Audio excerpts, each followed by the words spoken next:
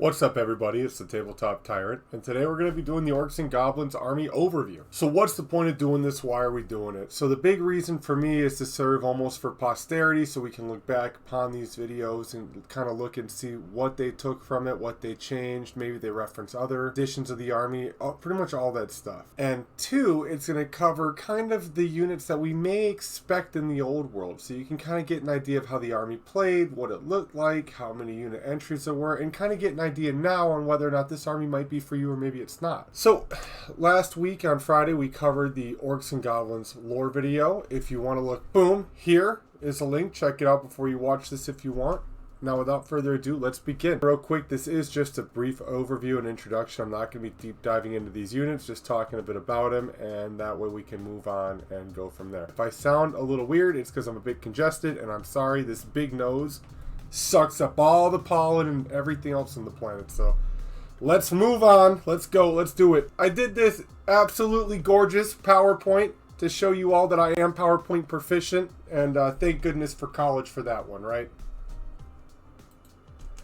Army special rules. So we're looking at a few: animosity, choppas, size matters, biggins, and fear L. So what are army special rules? If you're more familiar with Age of Sigmar, where everything kind of has its own special rule, this is going to be a bit different, because in fantasy everything kind of was in the main rule book, and then when you got your army, they had some quirky rules and little rules there. So animosity, choppa, size matters, big, and fear elves is only in the Orcs and Goblins army book. Tabletop Tyrant, what is animosity, you might ask? Animosity was actually a really random but fun, kind of quirky thing. This army wasn't known for being like the most dependable army in the game. It was pretty strong, but it could have been stronger if animosity didn't exist, but it wouldn't have had the quirkiness to it. So before you did anything at all, you had to roll for each unit that had this keyword or special rule. If you rolled a 1, you had to consult a chart, and that chart was 1, you do D3 strength 3 hits to the nearest orc unit next to you, and they do D3 strength 3 hits next to you. You wouldn't have to suffer a break test or a run test or any of that. And if it was a horde, I think it was D6. And if you rolled a 2 through 5, you hit squibble, so you had to charge the nearest enemy unit. However, if you could not charge, you just kind of sat there and did nothing. And 6 was you all out, flat out march to the nearest enemy unit. Every time you failed, you would not be able to shoot, and you would not be able to cast magic if you had a magic user in there. Get wrecked, you messed up. But anyways, you only rolled 1s when you really didn't want to and you needed them to actually do their job. But however, it's still, I've won games because of animosity on accident, so I can't say I hate it too much. Then we got choppas. Choppas is +1 strength on the first turn of combat for orc units only, or if they have the special rule. So really dope, because Grimgor Ironhide and his axe Get Snick also benefit from this rule. Almost I think every orc, named or not, gets choppas, which is absolutely disgusting. For those that don't know, the strength of your weapon modifies the armor save your opponent must take. So if you have a strength 4 hit, your opponent's -1 to their armor save. Strength 5, -2 to their armor save. Strength 6, -3 for their armor save, which Warriors of Chaos are now dead unless they took shields. And now Strength 7, -4. You're taking out Chaos Knights from a 2 to a 6 up. So it's actually pretty nice to have that. So when you're looking at an orc, you're getting that +1 strength. Black orcs taking great weapons, already base strength 4. Great weapons are +2 strength. Choppas is +1. You're hitting that strength 7, easy peasy lemon squeezy. So it is a huge, like, crazy thing that adds a lot to the army. Next is size matters. Size matters is pretty much orcs don't really care if goblins run. They're kind of like laughing at it. Their weak little cousins just can't hack it, so they don't really care. Biggins is a cool one. Biggins, you get to upgrade a unit of either orc warriors, savage orcs, savage orc boar boys, or orc boar boys. What you get with this upgrade is, and I believe it's 2 points a model, is +1 weapon skill and +1 strength. So you have a better chance of hitting your enemy, and then on top of it, your strength 4, so you're getting that -1 modifier. So couple that with choppas is -2 to the modifier. So there's a lot of things you can do to kind of stack that animosity, or stack that choppas rule.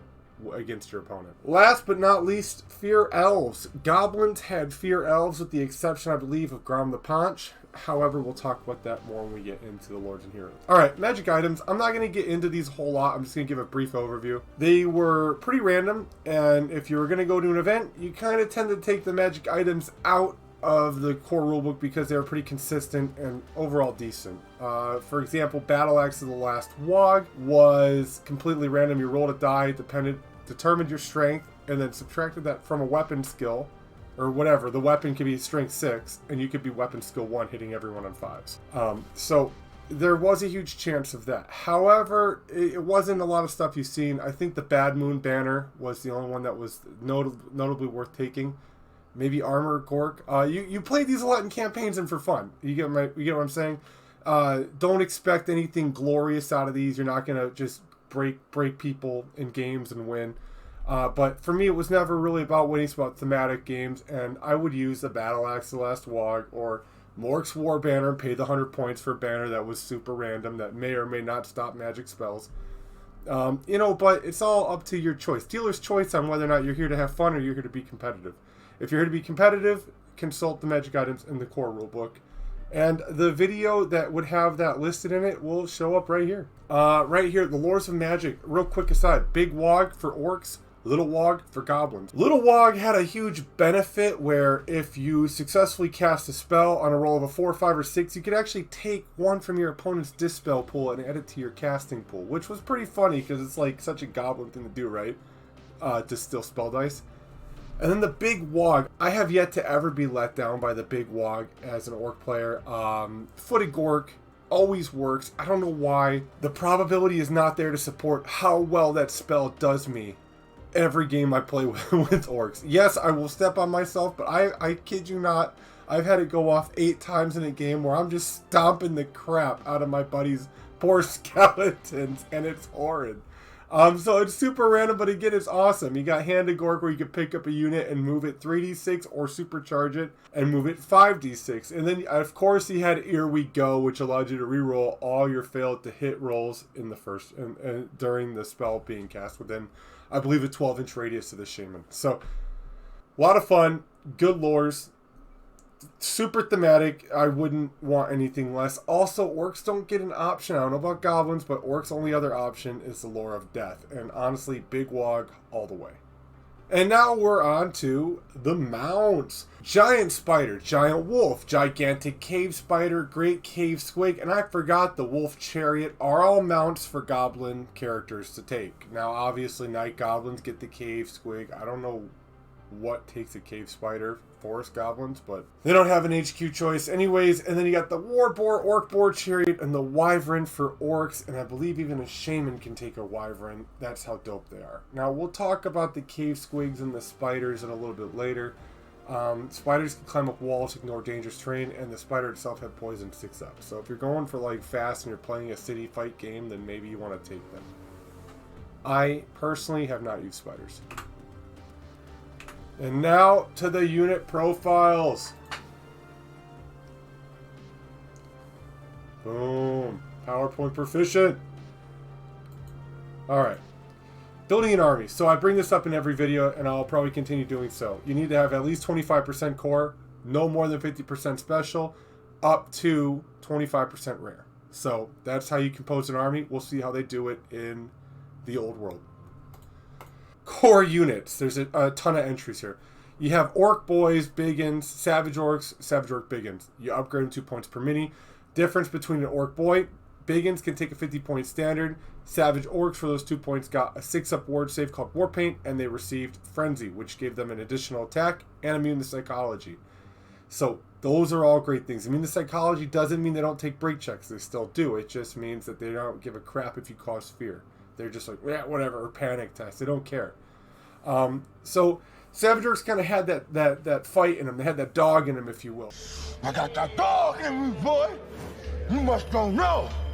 But you about to find out. So you give them an additional hand weapon, and then you take that freaking big stab upgrade for 20 points, get that D3 impact hits, multiple wounds if you target a monster. And then you're getting strength 4 +1 on the first round of combat, strength 5, 3 attacks base, 4 for the champion. You see the damage output you can put out on something with armor. However, if you went with your orc boys, you give them a 50-point magical banner. You could give them something good. You could give them a war banner, add 1 to combat res. It's all about how you play. Now, the orcs allow for very versatile playstyle, which is always great when it comes to this stuff. Now, orc era boys, the sergeant had +1 ballistic skill, where the savage orc era boys are just paid 2 points for bows per unit. They did not get that ballistic skill bonus. Goblins had to take them in a unit of 20, could take nasty skulkers and hide them inside. They would jump out when charged, having killing blow in the first round of combat, and always strikes first. However, it always failed me, was not worth it. Great on paper, but not worth taking them. Goblin Wolf Riders could upgrade the bow. Fast cab, that means when you deployed, you got an additional 12 inches of movement. I think you had to stay 12 inches away from any enemy. But still, you go around, shoot your bows. You're hitting on 5s, obviously, because it's a little dirty goblin. And you're wounding probably on 4s or 5s. But the nice thing is you're able to harass and kind of cause the player a lot of problems. The nice thing about Fast Cav, if they got the charge declared against them, they get to flee and rally for free at the start of your next turn, provided you don't mess up your animosity table. And then, let me see, Night Goblins and Fanatics. So those dudes with the little crazy ball and chain thing, those dudes would pop out when a unit got within, I believe, 8 or 10 inches of that squad. It was random movement, D6, strength 4 hits when they hit it. If a unit ended its movement phase within it, they exploded. If they hit terrain, they exploded. They went off the table edge, they exploded. Your unit got stuck in base contact with them, it exploded on your unit. It was very random, very fun. And I believe netters casted a net that was -1 weapon skill to whatever they did, but if they rolled a 1, they were -1 weapon skill. Finally, Goblin Spider Riders. Goblin Spider Riders. The spider was 6-up poison. They were able to ignore dangerous terrain, walk up walls. It's still a dirty little goblin, and the worst killer point that made these never worth it for me, 13 points a model. Those 13 points were a lot for a core unit, and especially like in Orcs and Goblins where you have the animosity. I would almost say spend the 10 points, give them bows, even give a musician the Goblin Wolf Riders, and then send them on their way. Even if they're the same amount or a little more in points, you might get a little bit more for it. With that being said, boom! Special units and the boo-boo! Boo-boo Kachoo. So, Black Orcs. Obviously one of the best units in the Orcs and Goblins army, in my opinion. You're looking at, I believe, weapon skill 4. Grimgor the Immortals are weapon skill 5. Get wrecked. Strength 4. Toughness 4. 1 wound, 1 attack, 2 for the champion. However, that pales in comparison. They had a special rule called Arm to the Teeth. Yes, no T with an F. And those guys were able to pick what they wanted to mess you up with that round of combat. You accidentally charge them with your boar boys, or you accidentally charge them with some knights. They're just going to say, I'm initiative 2, I'm just going to use my great weapon and -3 your armor save into oblivion. If they had Choppas, they're strength 7 in the first round of combat. It's really hard to say that's not good. 2, they didn't have to roll on the animosity chart because they were disciplined warriors. Black Orcs don't need to take animosity checks, which made them really good. They were like the one consistent unit you could count on. Now moving to Orc Boar Boys. Savage Orc Boar Boy, they had the Biggins option. Again, +1 weapon skill, +1 strength. So say you take Boar Boys, you put a spear on them, they get that extra, they get an extra strength in the charge. They get an extra strength for Chopless. Now you're kind of getting in the strength 6 Piggy Riders, and then they're +2 to their armor save because thick-skinned, and then their boars are strength 5 on the turn, they charge 2. So you're just chewing through armor. They're really good. Run them in a unit of 15, and I think you'll be impressed. Savage Orc Boar Boys, similar. So you get these dudes for the war paint, and you get them for the additional hand weapon. To my knowledge, they're the only unit in this game that has an additional hand weapon and frenzy on a heavy cav mount. So they're really good in that respect. If you're looking at 3 attacks from the front rank, minus a champion who's at 4, strength 5 hits on the turn they charge, -2 to your armor save, with a strength 5 piggy eating you. Can't go wrong. Orc Boar Chariot, 85 points, best chariot in the army, in my personal opinion. I believe strength 5, toughness 5, they can take a hit 3 wounds. What's not to love? Put them by your goblin rock lavas, intercept anything that's coming to mess with you, and then go out with a bang, impact hit them. They had scythe wheels, and just do your damage. Goblin wolf chariot. Now, interesting, you could pay for an additional chariot tier on each of the orc and goblins. However, the goblins could take an extra wolf, and they could take bows on their chariot. So you want to go around harassing people shooting bows. There's 3 archers right there on a moving chariot. Worth it in my opinion, however situational. Now, we get into a very interesting one. The Goblin Spear Chucker is a war machine. On a 1, it rolls on a chart and can explode because built by goblins. However, it's a bolt thrower essentially, a 35-point bolt thrower. A lot of people took 3 of these. Really good. Awesome, recommend. Night Goblin Squig Herds and Squig Hoppas. I personally am glad the models got plastic now, but because they were never plastic and they were pewter, I've never seen them run, and I personally never ran them myself. I know like on a charge or move roll of 3 6s, they got the impact hits 1 special rule where they would just get a single impact hit. Kind of cool, but nothing really for me. Snotlings is another one. It's a 40 mil base with a bunch of mini goblins on it, and they had some shooting attacks and nonsense. Personally, I never could be stuffed to care about them, and I still don't. I don't even know why you would take them. If you wanted some great proxies, not for me. Weapon skill 2 too, so just like utter boo-boo. And then trolls, pretty sure they came out with this profile in the special unit because of the Battle of Skull Pass with the goblins. You got a free troll in there. Well, not free, but you got a troll in there. You can take up to 1 troll in the unit. It's really weird because in rare and special they have the option to take stone trolls and river trolls, so I kind of wonder, I mean, you can run a whole army of trolls if you want with night goblins in your core.